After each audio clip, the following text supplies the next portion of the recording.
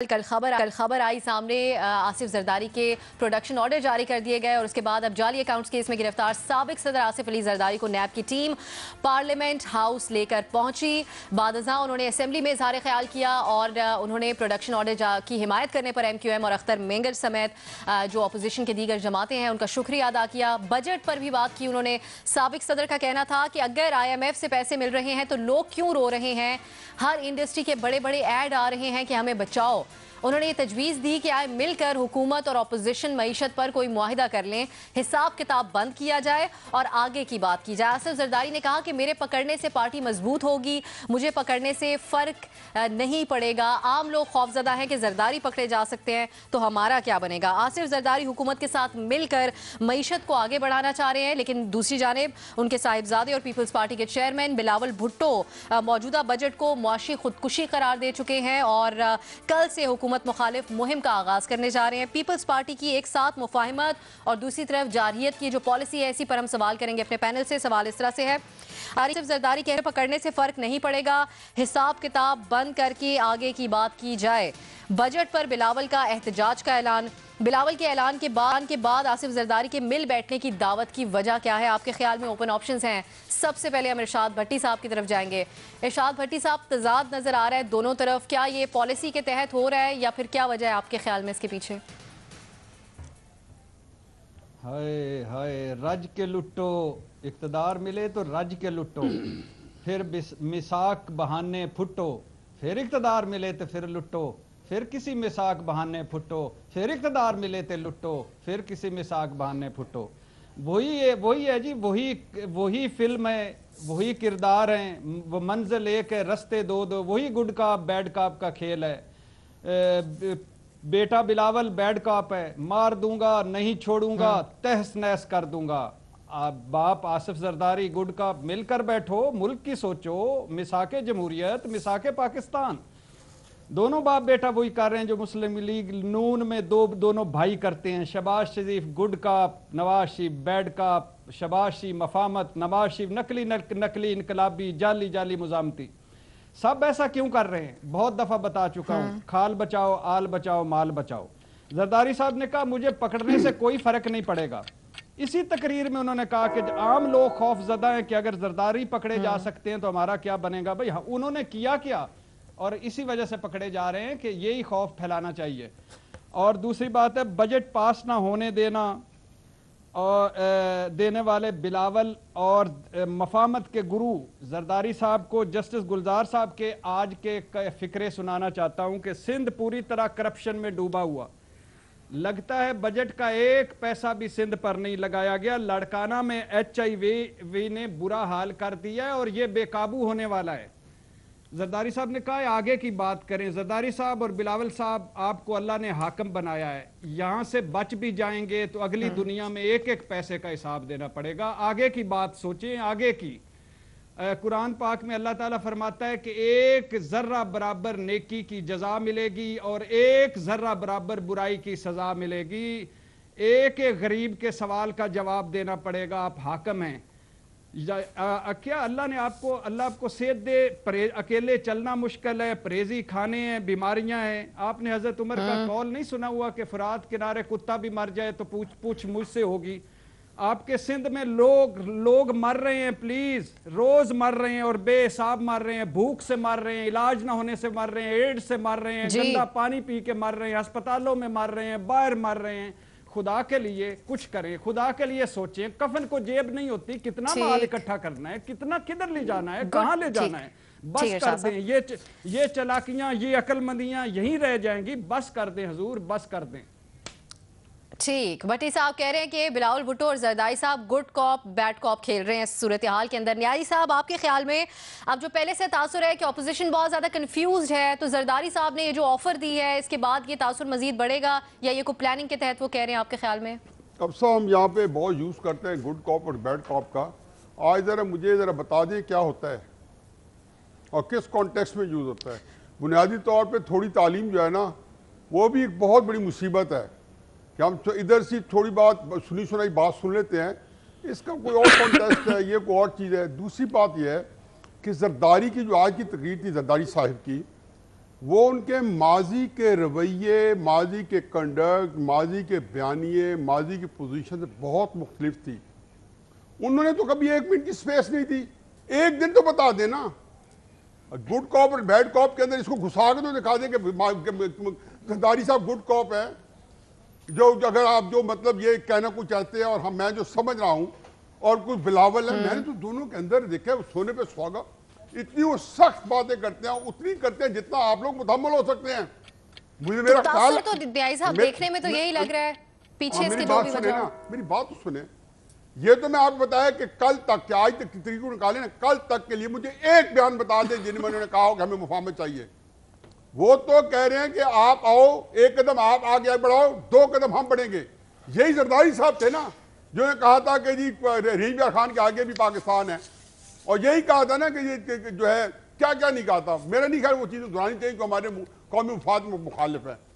دوسری بات یہ ہے کہ دیکھیں یہ جو پاکستان کے اندر جو فساد ہے، یہ جو احتساب کا، اس سے زیادہ میرا خیال ہے کہ قوم سے کے ساتھ گھنامنا جرم نہیں ہو سکتا. یہ نواز شریف صاحب کی جو انہوں نے ٹرائل کیا، سزا دی ہے، حقی سچی دی ہوگی. کب کا تھے؟ 92 کا معاملہ ہے. کیا اس کے بعد نواز شریف صاحب 97 میں وزیر اعظم نہیں بنے تھے؟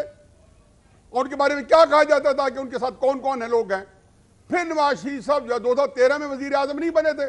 تو اگر آپ کو 92 کے جرائم آج نظر آ رہے ہیں تو میں نہیں دیکھنے پر تیار، نہ قوم دیکھنے پر تیار ہے. وجہ کیا ہے آپ کے خیال میں؟ میرے خیال میں کہ زرداری صاحب نے ان کو یہ کہا ہے کہ خدا کے واسطے زرداری صاحب خطرہ بھانپ چکے ہیں. ابھی وہ کہتے ہیں سارے حالات کے حوالے سے آپ کہہ رہے ہیں کہ وہ یہ مخلصانہ آفر دے رہے ہیں. گمراہ کرنے کے لیے اپنے آپ کو گمراہ کر بیٹھے ہیں. اور چونکہ ان کے ہاتھ میں اختیارات ہے، اقتدار ہے، اگر یہ گمراہ ہو گئے تو پھر ہمارا حامی و ناصر اللہ میاں ہی ہوگا. اللہ میاں اس ملک کو بچائے، کیونکہ یہ ملک بڑے اچھے دن بنا تھا اور بہت بڑے لوگوں نے بنایا تھا جو ان کے ہاتھوں میں رول رہے ہیں. ٹھیک ہے نیازی صاحب، نواز شریف، زرداری، یہ سے زیادہ جھوٹ اور گھناونا جرم ہو ہی نہیں سکتا. جھوٹ کیوں بولتے ہو؟ اسی زرداری میمل کی طرف جائیں گے. نیازی صاحب کا پوائنٹ آ گیا سامنے. ٹھیک ہے میمل، اسی زرداری سے آپ نے جلسے کروائے عمران خان کے خلاف، گالیاں دلوائی عمران خان کے ساتھ مل کے نواز شریف کو. نیازی صاحب آگے بڑھنے دیں، وقت یہ زیادہ. میمل ایک طرف بلاول بھٹو ہیں، وہ کہہ رہے ہیں کہ معاشی طور پہ خودکشی ہے یہ بجٹ. اس کے بعد جو ہے وہ ان کے ساتھ شہباز شریف صاحب جو اپوزیشن میں آج کل ان لوگوں کو بہت ملنا جلنا چل رہا ہے، وہ اس کو کہہ رہے ہیں کسی صورت بجٹ منظور نہیں ہونے دیں گے. پھر زرداری صاحب پروڈکشن آرڈر کے بعد آ کے یہ بیانیاں پیش کرتے ہیں. تو گڈ کاپ بیڈ کاپ نہیں ہے تو کیا ہے آپ کے خیال میں؟ دیکھیں اب میرے خیال میں تھوڑا سا یہ آؤٹ آف کانٹیکس ان کا بیان لیا گیا. ان سے ایک سوال کیا گیا تھا کہ کیا آپ کے اوپر نیب کا دباؤ ہے یا آپ کا دباؤ نیب کے اوپر ہے، جس کے اوپر زرداری صاحب نے جواب میں کہا تھا کہ میں ہمیشہ لوگوں کا میں بھلا کرنے والا آدمی ہوں، بے شک اگلا بندہ میرے ساتھ بھلا کرے نہ کرے، میں بھلا ہی کروں گا. وہ یہ بات کر رہے تھے جس پہ ایکچولی بلاول بھٹو صاحب نے بھی کہا کہ بابا کی پالیسی اس چیز میں ہماری اس سے ذرا ڈفرینٹ ہے. یہ ایک اسپیسیفک کانٹیکس میں بات ہو رہی تھی. جہاں تک دوسری بات ہے، دیکھیے بلاول بھٹو صاحب جو ہے ان کی منڈے کو بجٹ سپیچ ہے، آپ وہ بھی سن لیجئے گا وہ کتنی سخت ہوگی. کل سے وہ نواب شاہ کے اندر باقاعدہ عوامی رابطہ مہم بھی شروع کرنے جا رہے ہیں. کل محترمہ شہید محترمہ کی سالگرہ بھی ہے. پھر اس کے علاوہ جو ابھی ان کی ریسنٹ ملاقاتیں ہوئی ہیں مولانا سے، مریم نواز صاحبہ سے، تو ایک براڈر انڈرسٹینڈنگ ہے کہ اس کے اوپر کوئی سی قسم کی مفاہمت نہیں ہوگی. اپوزیشن گورنمنٹ کو ایک ٹف ٹائم دے گی اپوزیشن. اچھا جہاں تک میرے خیال میں جو زرداری صاحب نے تھوڑی سی یہ بات کی ہے کہ ہمیں مل بیٹھ کر بات کرنے کی بات ہے، وہ یہ ہے کہ کل شہباز شریف صاحب نے بھی کہا کہ ایک چارٹر آف اکانومی بنا دیتے ہیں. چیف جسٹس صاحب نے بھی کہا کہ پاکستان کی معیشت کو بڑے خطرات لاحق ہے، اچھی کنڈیشن کے نہیں ہے. اس کے اندر یہ سب پارٹی صرف یہ ایک آپشن گورنمنٹ کو دے رہی ہے کہ دیکھو اپنی پولیٹکس اسائیڈ، وہ ہم اپنے سیاسی نظریے علیحدہ، سیاسی اختلافات علیحدہ رکھتے ہیں، لیکن کیونکہ معیشت تو اس ملک کو آگے لے کر چل رہے ہیں تو ہم اکٹھے بیٹھ کر کوئی اس کا بیچ کا رستہ کر لیتے ہیں کہ جو عوام دشمن بجٹ بھی نہ ہو اس طریقے کا، اور کوئی بیچ کا رستہ بھی نکلے کہ معیشت بھی چلتی رہے. تو وہ تو انہوں نے ایک ویسے اس کی ایک ریکنسیلیشن تو کرتے رہتے ہیں. زرداری صاحب تو پہلے بھی مفاہمت کی سیاست کرتے رہے ہیں. شہباز شریف صاحب نے بھی آپشن دیا. تو میرے خیال میں وہ اس پہ کر رہے تھے. انہوں نے اپنے بیٹے کو کسی بھی چیز سے، کسی بھی مہم سے نہیں روکا. یہ مشاورت سے ہی مہم چلائی گئی ہے اور اس کا باقاعدہ آغاز کل سے ہو رہا ہے. تو یہاں پہ کوئی گڈ کاپ بیڈ کاپ نہیں ہے. دونوں کی سیاست ایک ہی ہے، پالیسی ایک ہی ہے کہ گورنمنٹ کو آڑے ہاتھوں لینا ہے، لیکن ہاں پاکستان کی معیشت پہ کمپرومائز شاید نہیں کرنا چاہتے. اس کے لیے گورنمنٹ کو ایک آپشن دے رہے ہیں. آگے گورنمنٹ کی سواب دید ہے کہ وہ کیا کرتے ہیں. صحیح. صحیح. تو مظہر عباس صاحب آپ کے خیال میں اگر اس آئیڈیل سچویشن ہے کہ اپوزیشن زرداری صاحب یہ کہہ رہے ہیں کہ اس معاشی صورتحال سے نمٹنے میں ہم آپ کے ساتھ کھڑے ہوں گے، باقی اختلافات ایک طرف، تو اس کو ایسے ہی دیکھا جائے یا اس کے پیچھے وجہ کوئی اور ہے آپ کے خیال میں؟ دیکھیے بظاہر تو مجھے لگ رہا ہے کہ اپوزیشن نے خاص طور پہ ایک بڑا کمپرومائز کیا ہے. آپ دیکھیں کہ پروڈکشن آرڈر جاری ہو گئے، ان کے آصف علی زرداری صاحب کے بھی جاری ہو گئے اور سنائے خواجہ سعد رفیق صاحب کے بھی جاری ہو گئے، لیکن اس کے علاوہ بھی 2 MNAs تھے جن کے پروڈکشن آرڈر جاری نہیں ہوئے. وہ کیوں نہیں ہوئے اس پہ آج اپوزیشن کا کوئی پروٹیسٹ نظر نہیں آیا. کوئی زرداری صاحب کی زبان سے ان 2 MNAs کے بارے میں کوئی بھی کلمات نہیں سنائی دیے. جو اپوزیشن کے ممبران ہیں ان کی طرف سے کھڑے ہو کے کوئی بات نہیں کی گئی. اس کے کیا معنی ہوئے؟ یعنی آپ صرف اپنے پروڈکشن آرڈر جاری کروانے کے بارے میں زیادہ فکر مند تھے، یا مسلم لیگ نون اپنے رہنما کے پروڈکشن آرڈر جاری کرنے پہ ذہن تھے، اور گورنمنٹ نے اس چیز کو ایکسیپٹ کر لیا. انہوں نے گورنمنٹ کی غالباً اس چیز کو ایکسیپٹ کر لیا کہ جی ٹھیک ہے آپ کے پروڈکشن آرڈر ہم جاری کروا دیتے ہیں، آپ باقی کے پروڈکشن آرڈر کا انسسٹ نہیں کریں گے. اور وہ انسسٹ نہیں کیا گیا. اور اس کے بعد ایک ہمیں ہاؤس میں ایک بڑا فرق نظر آیا قومی اسمبلی میں. سینٹ میں ایک ضرور ناخوشگوار واقعہ ہوا، لیکن قومی اسمبلی میں ٹھیک ہے گورنمنٹ اور اپوزیشن اپنی اپنی سخت تقاریر کر رہی ہیں، وہ کرتی رہیں گی، لیکن وہ جو ہم نے 2-3 دن پہلے صورتحال دیکھی تھی وہ صورتحال کیوں آج نہیں نظر آ رہی تھی؟ وہ صورتحال کل کیوں نہیں نظر آ رہی تھی؟ یہ کون سی ایگریمنٹ ہوئی ہے کہ جس کی بنیاد پہ یک عمران خان بھی پیچھے ہٹ گئے، جو آستینے چڑھا لیے تھے، جو اینٹ کا جواب پتھر سے دینے والے تھے، جنہوں نے یہ حکم دیا تھا کہ شہباز شریف کو نہیں بولنے دینا، کسی اپوزیشن کے لیڈر کو نہیں بولنے دینا، تو یک ایک دم خاموشی کیوں جاری ہو گئی؟ یہ کون سا ایلیمنٹ تھا جو بیچ میں آیا ہے؟ یہ کون سا کمپرومائز ہے جو اپوزیشن اور گورنمنٹ کے درمیان پیچھے ہوا ہے؟ یہ بھی تو بتایا جائے.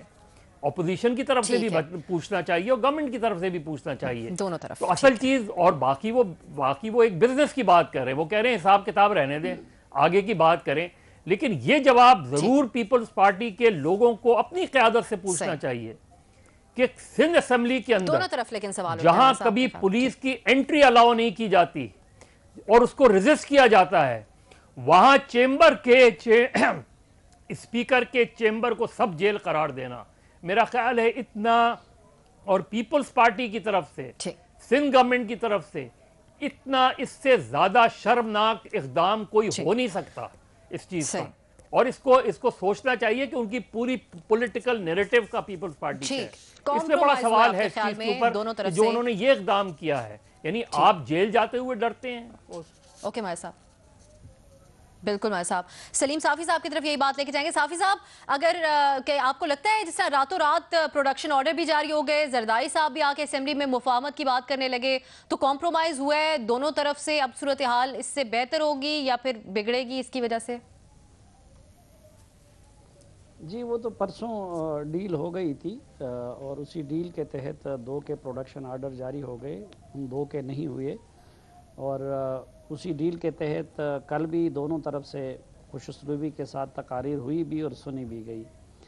لیکن اصل میں جو اس وقت ان کی پالیسی ہے اس سے متعلق میں یہ کہنا چاہوں گا، یہ ہمارے جو ارشاد بٹی صاحب ہے، یہ کسی زمانے میں ایک اعتباری کرتے تھے، تو انہوں نے بیلوں کی ایک جوڑی پال رکھی تھی.